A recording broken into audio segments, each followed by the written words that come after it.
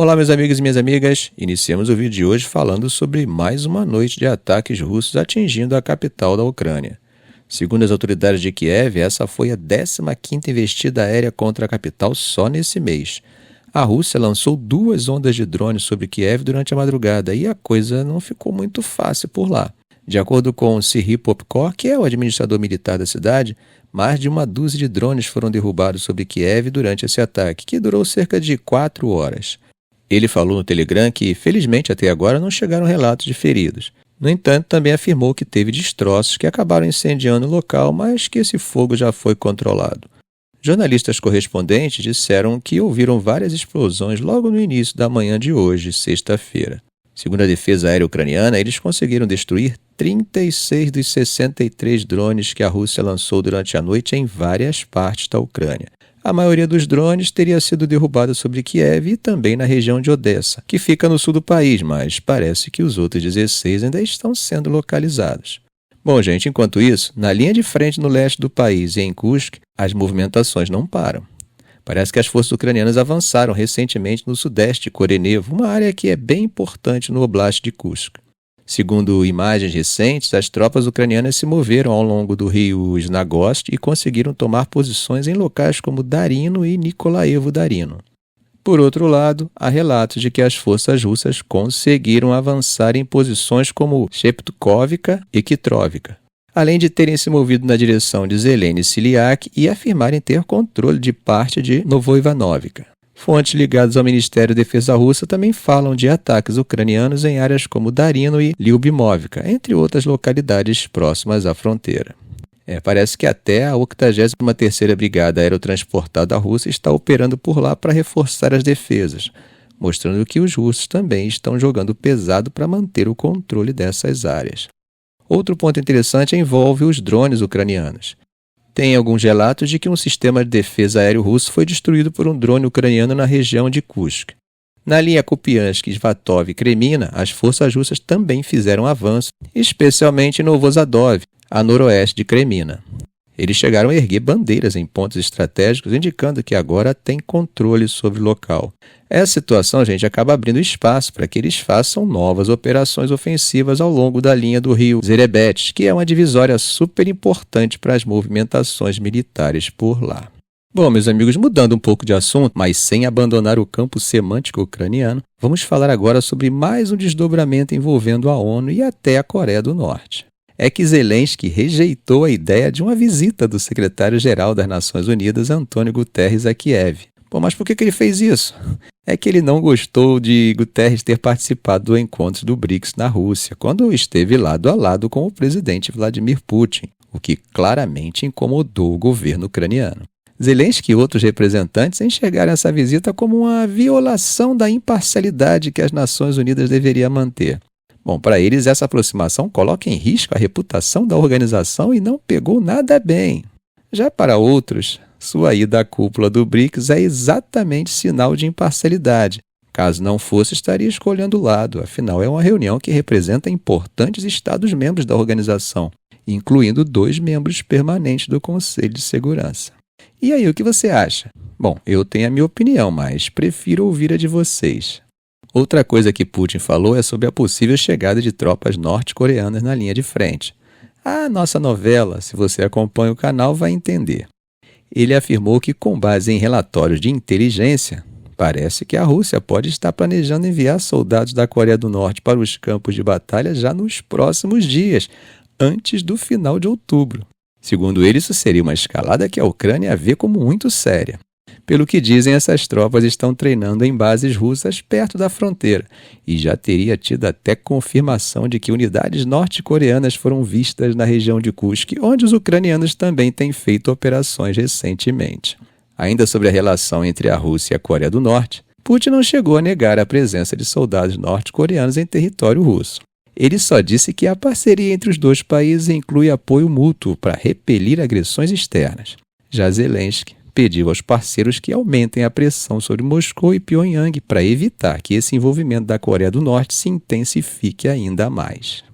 Bom, gente, mudando de assunto, Parece que o cenário no Indo-Pacífico está ficando cada vez mais delicado, especialmente para os Estados Unidos, que estão bem preocupados com a modernização militar da China. A principal preocupação agora é a possibilidade da China usar armas hipersônicas contra a frota americana no Pacífico. Para lidar com essa ameaça, a Marinha dos Estados Unidos está tomando uma medida inédita: equipar seus navios com mísseis interceptores PAC-3, parte do sistema de defesa Patriot, que até agora era quase exclusivo do Exército em missões de defesa aérea em solo. Esses interceptores PAC-3 MSE, que são uma versão avançada do Patriot, têm uma precisão incrível, o que os torna ideais para interceptar mísseis rápidos e manobráveis, exatamente o tipo de ameaça das armas hipersônicas. Ao decidir integrar esses mísseis às defesas navais, os Estados Unidos estão se antecipando aos avanços chineses em tecnologia de mísseis, tentando estar um passo à frente. A ideia é enfrentar uma ameaça que vai muito além dos ataques convencionais com mísseis feitos para superar as defesas marítimas tradicionais. E essa movimentação, gente, acontece logo depois de bons resultados na interceptação de mísseis avançados na Ucrânia e no Oriente Médio, o que mostrou que o PAC-3 tem um potencial enorme para reforçar as defesas dos Estados Unidos contra essas armas de última geração. Um dos grandes desafios ainda é determinar quantos desses mísseis vão ser necessários para cobrir toda a demanda da Marinha. O Tom Caraco, especialista em defesa do Centro de Estudos Estratégicos e Internacionais, disse que a demanda por esses mísseis está nas alturas. Vários governos estrangeiros estão interessados e o Exército dos Estados Unidos também quer aumentar bastante a produção. Para tentar atender a essa demanda crescente, o governo dos Estados Unidos designou o Japão como uma base de produção conjunta. E a Lockheed Martin, que fabrica os PAC-3, está planejando abrir uma nova linha de produção dos sistemas de direcionamento na Flórida, que vai complementar a linha de produção dos Sicris já gerida pela Boeing. Falando sobre as capacidades do PAC-3, o interessante é que eles são menores e mais leves que os mísseis SM-6 e SM-3 que a Marinha dos Estados Unidos já usa para defesa aérea e de mísseis balísticos. O PAC-3 pesa por volta de 300 kg, enquanto o SM-6 pesa cerca de 1.500 kg, o que torna o PAC-3 bem mais ágil. Além disso, ele usa o conceito de hit to kill, que significa destruir o alvo ao atingi-lo diretamente, ao invés de explodir perto. Isso é perfeito para interceptar mísseis que são rápidos e têm capacidade de manobra, justamente como os mísseis hipersônicos que estão preocupando a Marinha dos Estados Unidos. Os chineses têm desenvolvido mísseis como o DF-27, que contam com um veículo planador hipersônico que pode manobrar durante o voo. Isso reforça a necessidade de uma resposta dos Estados Unidos. Esse míssil, que teve sua existência confirmada em 2023, tem um alcance de até 8.000 km e consegue ajustar sua trajetória para evadir defesas e atingir alvos móveis como navios. Especialistas apontam que o DF-27 e o famoso DF-21D, conhecido como o mata-porta-aviões, fazem parte de uma estratégia clara da China para tentar dissuadir qualquer interferência naval dos Estados Unidos na região do Indo-Pacífico. Com essa ameaça toda crescendo, os Estados Unidos estão buscando tecnologias que possam fortalecer suas defesas. O PAC-3, que já mostrou eficácia ao interceptar mísseis hipersônicos no Oriente Médio e na Ucrânia, é visto como uma adição importante para o arsenal da Marinha. Bom, ainda precisam ser feitos mais testes e adaptações para validar o uso nos navios, mas esse movimento já representa um passo grande na defesa contra armas de alta tecnologia desenvolvidas por rivais como a China. Bom, gente, atravessando o Mediterrâneo, eu quero conversar um pouco com vocês sobre dois modelos que dividem o Oriente Médio Islâmico e que podem ser simbolizados de alguma forma em dois estados da região. Mas por que isso é importante? Bom, pelo fato de que isso tem reflexos tanto para a região como para o mundo todo. E para isso vamos falar sobre a rivalidade entre a Arábia Saudita e o Irã. Como vocês sabem, esses dois países são potências regionais e cada um deles tem uma visão bem diferente sobre o futuro. E essas visões opostas não só impactam a região, mas têm repercussões que podem chegar até a nossa vida do lado de cá. Começando pela Arábia Saudita, sob a liderança do príncipe herdeiro Mohammed bin Salman, ou como a gente costuma ouvir, MBS, ele está transformando o país com o projeto Visão 2030. Mas que troço é esse? Bom, basicamente, o príncipe percebeu que não dava mais para depender só do petróleo.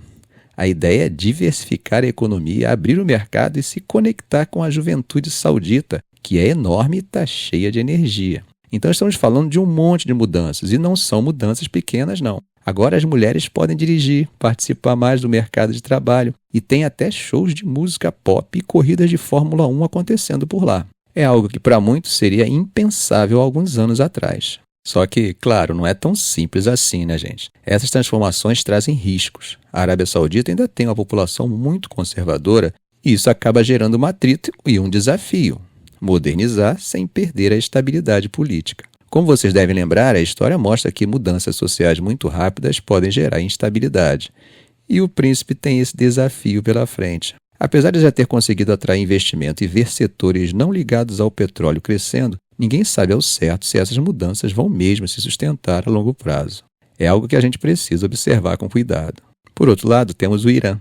A história do Irã é muito marcada pela Revolução de 1979, aquele evento que trouxe ao poder uma visão mais isolada do Ocidente e colocou, na época, o Ayatollah Khomeini no poder, representando esses ideais revolucionários. Embora tenham ocorrido algumas mudanças, eles ainda são bem céticos em relação ao Ocidente e essa postura já trouxe muitas sanções econômicas. Gente, essas sanções realmente pesam. A economia iraniana, que já foi super promissora, hoje luta para se manter em pé. A produção de petróleo e gás está muito abaixo do que já foi um dia, e o país enfrenta uma enorme fuga de cérebros, muita gente qualificada, preferindo sair em busca de oportunidades melhores em outras regiões. Claro, tudo isso pela pressão das sanções ocidentais. E a gente tem esse contraste gritante. A Arábia Saudita tentando se abrir para o mundo, se aproximar do Ocidente, enquanto o Irã está mais preocupado em manter a sua cultura, principalmente a partir do elemento religioso do conservadorismo. Essa diferença fica clara nos próprios líderes. O príncipe é visto como um reformador, embora não se esqueçam bastante autoritário. Já Khamenei é mais conservador, focado em manter os princípios que vieram da Revolução e que estão fundamentados em grande parte na cultura islâmica do país. E é isso que faz a rivalidade entre esses países ser tão intensa. Não é só uma questão de discordar em ideias, eles têm interesse estratégico na região, querem controle, querem poder. E como vocês já devem ter ouvido, as trocas de farpas são constantes. O príncipe já chegou a chamar Khamenei de o novo bigodinho do Oriente Médio, se vocês sabem de quem eu estou falando. Enquanto Khamenei não fica atrás, chamando o príncipe de criminoso. A coisa é séria e a gente vê essa hostilidade transparecendo no apoio a grupos rivais em conflitos como o do Iêmen e da Síria. Bom, e o futuro? Para a Arábia Saudita, o sucesso do Visão 2030 depende de muita coisa. Estabilidade política, apoio da população, conseguir de fato transformar essa economia toda. Não vai ser fácil e se as reformas não forem acompanhadas de uma certa abertura política, o risco de insatisfação vai ser grande. No Irã não é diferente. O regime de Khamenei enfrenta um dilema, até quando ele consegue manter esse modelo atual. O que vai acontecer quando houver uma transição de poder? A próxima geração de líderes pode ter uma visão diferente, talvez menos focada em ideologia e cultura e mais preocupada com interesses individuais particulares, abrindo mão dos valores tradicionais da nação iraniana. Isso, claro, se não surgir alguma nova pressão popular antes disso. A gente não pode esquecer também do petróleo, né, gente? A dinâmica do mercado de energia global vai ser crucial. Se o preço do petróleo cair ou se a Arábia Saudita não conseguir seguir adiante com suas ambições, pode ter certeza de que vai ter muita gente insatisfeita. E aí a prioridade pode acabar voltando para a estabilidade do regime em vez de seguir com as reformas. Temos que entender que estamos passando por uma transição energética, onde, embora o petróleo continue sendo importante para os próximos anos, há uma previsão de que essa importância deva diminuir a longo prazo. Enfim, gente, a rivalidade entre Arábia Saudita e Irã é muito mais do que só diferenças políticas ou religiosas. É sobre duas visões completamente diferentes do mundo, duas formas de enxergar o futuro e de lidar com os desafios do presente. A Arábia Saudita quer abrir mão de sua cultura milenar e se aproximar do Ocidente, enquanto o Irã prefere guardar os valores e tradições de sua própria cultura histórica, mesmo que já seja perceptível algum tipo de mudança por lá. Bom, gente, mas o que está em jogo é enorme, né? Não só o futuro desses países, mas a estabilidade de toda uma região que, como a gente sabe, afeta o mundo todo. Ficamos por aqui. Se esse vídeo foi útil a você, faça um comentário, compartilhe em suas redes sociais, dê um like. E é claro, se ainda não for inscrito, inscreva-se no canal e ative o sininho para não perder os próximos vídeos. Ok, gente? Um grande abraço do professor Arão Alves.